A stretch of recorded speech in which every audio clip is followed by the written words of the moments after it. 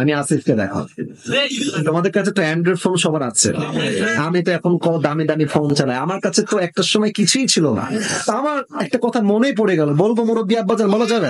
আচ্ছা, আমার বয়স যখন মেবি এই কত হবে, 16, 17, 18, এক্স্যাক্টলি লাইক দ্যাট। তো আমার অ্যান্ড্রয়েড ফোন খুব পছন্দ ছিল। আরে যুবক মানুষ তো বদমাইশ তো করতে মন চাইবে, খুবই স্বাভাবিক। তো আমার আব্বা আমাকে বলেছে, আছে খবরদার আব্বা ভুলেও ফোন চালাবো না, তুই বড় হও, তুমি বড় ইসলামিক স্কলার হয়ে যাও, তুমি মাস্টার্স কমপ্লিট করে ফেলো, তোমাকে আমি আব্বাই ফোন কিনে দিব। এটা আমার মুরব্বীরা ভালো বুঝবেন, আমি জানি মুরব্বীরা ভালো বুঝবে কথাটা। আমি ভাবছি তোমার কথা আমি শুনি, খালি টাকাটা হোক আমার। ও আমাকে মাসে খরচ দেয়, প্রত্যেক মাসে 500, 1000 যা হয় দেয়। আমি টাকাগুলো বাঁচিয়ে বাঁচিয়ে বাঁচিয়ে বাঁচিয়ে কোনো মতে মেবি এটার দাম 6 থেকে 7 হাজার টাকা হবে এরকম, লুকায় লুকায় কোনো মতে কিনে রেখে দিয়েছি। মোটামুটি 1 মাস চালিয়েছি। কে যেন বদমাইশ করে বাপের কানে দিয়ে দিয়েছে যে আসিফ তুমি মোবাইল কিনেছে। তা আমি বাসায় আসছি, আব্বা বলছে, আসিফ আব্বু এদিকে আসো, কি আছে, তুমি নাকি মোবাইল কিনেছো? আরে না, কে বললো তোমাকে আমি মোবাইল কিনে? আমি কিন্তু শুনছি, আমার বাপ কিন্তু খুলনার লোক, আমিও খুলনার লোক, আমার সবার জন্ম খুলনায়। বলছে আব্বা তুমি কেনছো? আমি কিন্তু শুনছি। কোন এটাও আমার গাড়ি করে দাও। আব্বা আমি কিনি নাই, মিথ্যা কথা, তোমার কিটা কইছে? আমি কিনি নাই।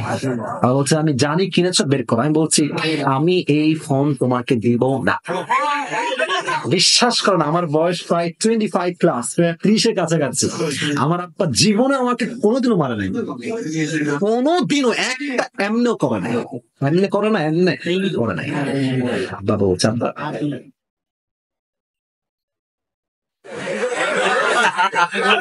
আব্বা বলে দাও, আমি বলি হবে না। আব্বা লাস্ট বলছে আসিফ শোনো, তুমি 1 নাম্বার ছাত্র, তুমি অলওয়েজ ফার্স্ট হও। তুমি যদি মোবাইল ফোনটা ইউজ করো তুমি সেকেন্ড হয়ে যাবে, আব্বা ফার্স্ট যদি থাকতে চাও please give me the phone, দিয়ে দাও। আমি একদম নাচুমান না, আমি দিব না। আমি বাড়ি থেকে বের হয়ে বাইরে চলে আসছি অজুখানে। আমার বাসা হচ্ছে মসজিদ, এইটা বাসা। আমার আব্বা মসজিদ থাপড়ে উল্টে পড়ে গেছি, আমাকে থাপড়াইতে থাপড়াইতে বাড়িতে নিয়ে গেছে। আমি তো টের পাচ্ছি না কিরে হইলো কি আমার সাথে এটা, কারণ জীবনে মায়ের খাই নাই, তাই প্রথম মায়ের খাইতেছে জীবনে। মারতে মারতে বাড়ি পর্যন্ত আমাকে নিয়ে গেছে। বিশ্বাস করেন, এটা আমি মজার জন্য মোটেও বলছি না, তোমাদের শিক্ষা আছে এখানে। আমাকে যখন আব্বা মেরেছে আমি প্রায় 1 মাস কোনো কথা নেই।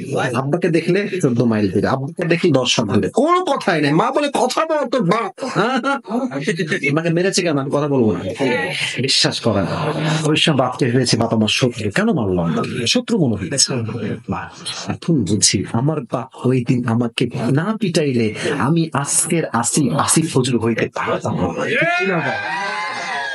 বাপ যে তোমাকে মারে, মা যে তোমার ধমক দেয়, তুই কই গেছিলি, বাড়িতে কেন দেরি করে আসলি, রাত বাজে 1টা, দেরি করিস কেন?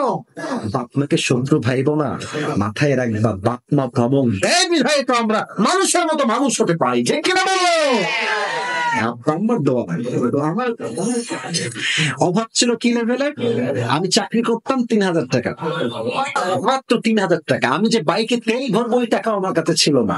আমার আব্বার দোয়ার বদৌলতে আল্লাহ তাআলা আমাকে এত সামর্থ্য দিয়েছে, এতটা বরকত দিয়েছে, যে বরকত দ্বারা স্পষ্ট প্রমাণ আপনার দোয়া যার সঙ্গে আছে তাকে কেউ রুখে দেওয়ার সাধ্য রাখে না, ঠিক কিনা বলে?